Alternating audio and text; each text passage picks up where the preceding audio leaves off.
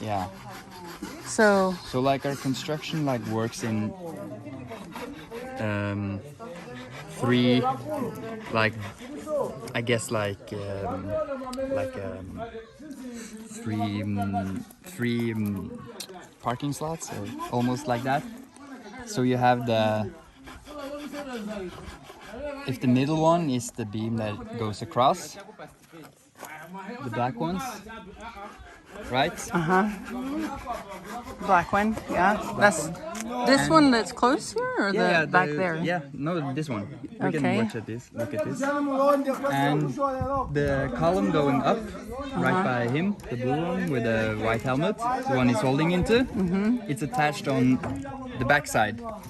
So if we see this, this is the black beam, right?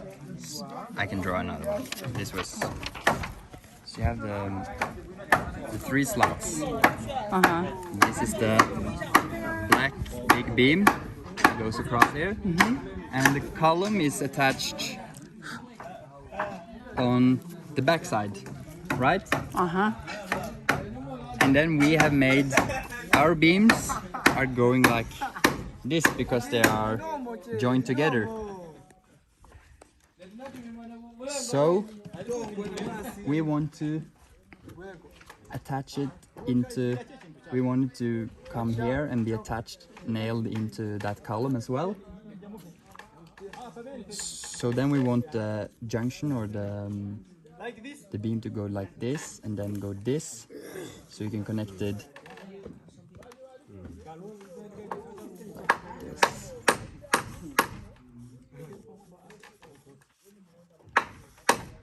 So then you will be able to connect it to this column as well as this beam over here. But if you, in this drawing, and you have the column here, if you attach it on the other side, like this, and then you have the overlapping one, then it wouldn't be. Then sometimes they try to put this side on this side, and then the wood be like completely diagonal instead of like lining up. Yeah. And so that compromises it, right? Yeah, and the wood will be like the beams going up will start to slowly bend because the beams here are stronger. So you like drag it to the side, and that will like weakens the construction. So then the roof could cave in at some point. Cave in at some point. So we're trying to like teach them or like be a little bit strict on like what parking slot it should go into, because it's pretty. When you have those beams that are like this, that are joined together, they have. You can't like have them. You can't fasten this one to the same as this because it's shifted. And then you need to think about it, and that's why we draw stuff, so it will be correct. Wow. So let's. That's. I mean, for me, it's complicated. Yeah, probably if you never like here they don't have like the wood are bent and it's just getting the roof up, and like it's not that important maybe, but like. But you. At least where we're from, it's important because otherwise it will. I don't know. Yeah, we want it to. You want it to look pretty, and you want it to last. Have full effect and last a long time.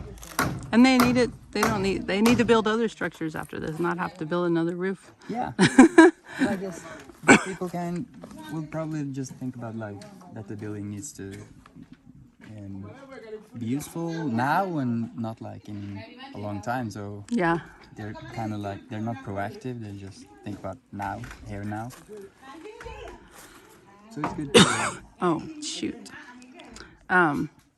Yeah, it's just like a detail that's been kind of frustrating to communicate here. Yeah, with the language barrier. Language barrier and like the knowledge and stuff too, and like their ways of. Yeah. It's a lot of culture too. So we have. Has that been the biggest challenge for you so far? I think the biggest challenge has been like communicating alongside with just gaining trust from them and. Like kind of respect. They don't know who I am. I look different. talk a different language. They probably wonder why I'm here. So the communication alongside with like the trust and respect, and also the culture, I guess. So it's pretty difficult to like communicate something to one of them that knows English and he has to translate it. And some things get lost in translation, and for the person translating it, those details that we try to talk about are not that important, or he doesn't understand them maybe, so that doesn't get like communicated to the others.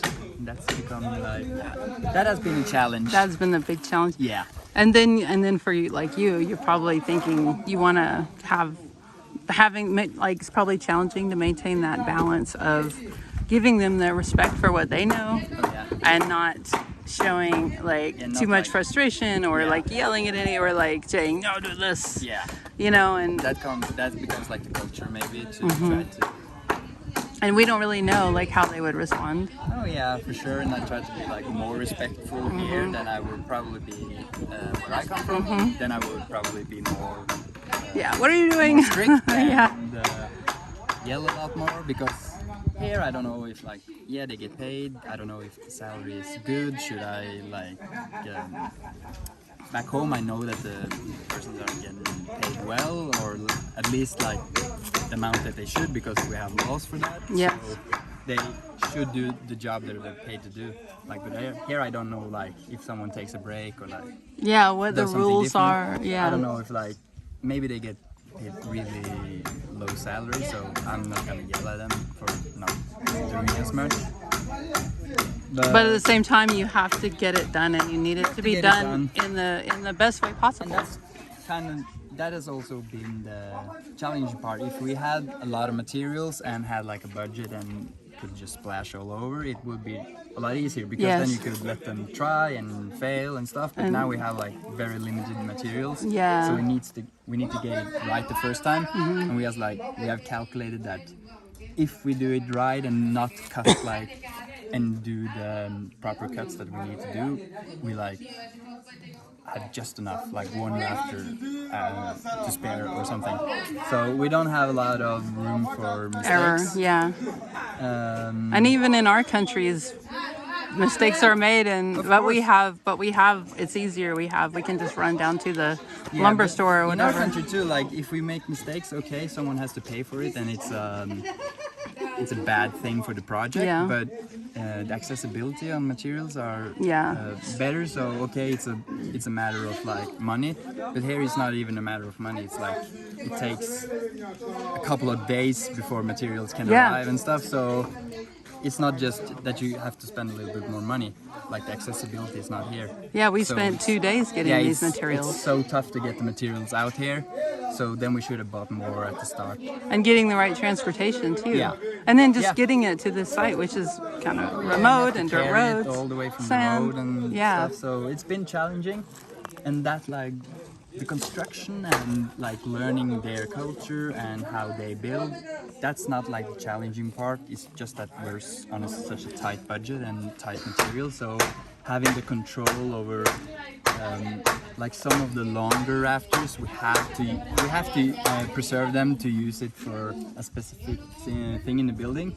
And if I don't like pay attention, suddenly they have cut it in two, and then we're fucked. Wow! So you have to really watch the whole time. You have to like pay attention, closely.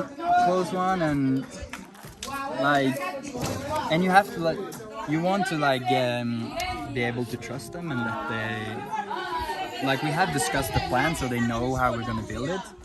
So I want to give them the trust to do the building, and I'm sure that if we had like all the materials in the world, the building would be great.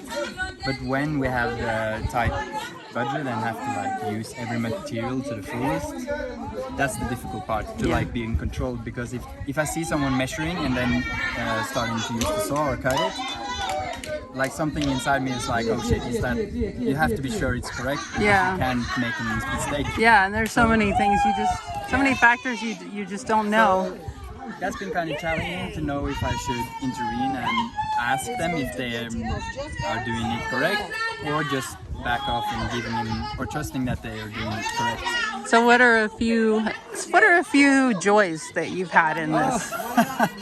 Well, it's really good to see. You can hear it in background here. Like they communicate really well. It seems like they're having fun, and it seems like they're a pretty good group of individuals that are different ages, and they're having fun together with like their work, and that's lovely to see in this place. That kind of surprises me that they're not just coming to work and doing the job and going home, but they're having fun and they're communicating and finding happiness in doing this together. And we see that a lot around, not just in this project, that the community feeling is really strong. Yeah. So that's been really great. So they're having fun, and some of them are really taking it serious and taking control and like really trying to learn. So that's like the best thing, I think. Yeah. And also we that volunteers here are a really good team. So I think we communicate pretty well and understand each other and understand our frustrations, but also like our problems. So that's been the best thing. So I guess like seeing the people work together. Yeah, and working together. Yeah. It is. It's like. And I think I'm not worried about the building. Like Frederick is gonna continue. I guess managing the process when I'm gone, and like they seem to be having control now. It was just a bit tedious in the start, or slow in the start, but now that everyone's starting to understand what we're going to do and maybe seeing the progress, it motivates them. So I think this will work out pretty good. Yeah, listen to that. They're excited. Yeah, like just I don't know. When we got the beginning hours, it was. Wow, are we even going to be able to get it clear enough to get beyond, 2 beams, Yeah. And now we have a roof coming together. Yeah. So I kind of knew that the what things happened? we did in the start were kind of like slow and took a lot of time because we needed to find the correct way to do it and measures and stuff. And but now we've done that, it's picking up the pace, I think. And we have the pieces, so it's just to assemble it. Yeah. So can you say your name and where you're from and why you came out here, and then maybe say something in Norwegian to the people that you care about out there? Yeah, my name is Andreas. I'm from Norway, and I study architecture in Trondheim at NTNU, the university. My motivation was to come here was to participate and learning about different culture and seeing how things are done here. And I also participated in the architecture contest for the whole sustainability center. So it was really amazing to be able to come here and experience the project being built. Yeah, that was my motivation to come here.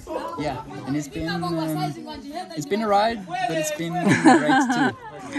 Yeah, it's been challenging, I would say. Yes. It's been a good experience, and I've learned a lot from just doing something a little bit spontaneous and going down here. And without the resources Without and the materials, so it's been challenging and really fun. Really fun. Yeah.